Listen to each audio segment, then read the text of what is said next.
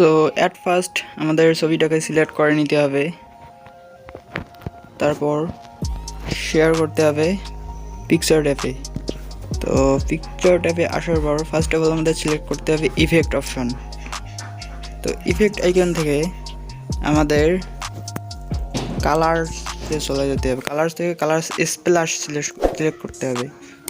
তো সেখান থেকে প্রথমে আমাদের ফেসটাকে সিলেক্ট করে নিতে হবে। তো ফেসটাকে সিলেক্ট করার পর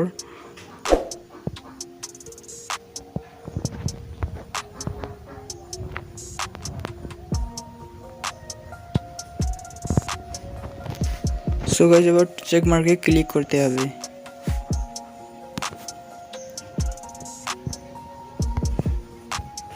সো হয়ে গেল এডিটিং। এবারে ছবিটাকে সেভ করে নিতে হবে।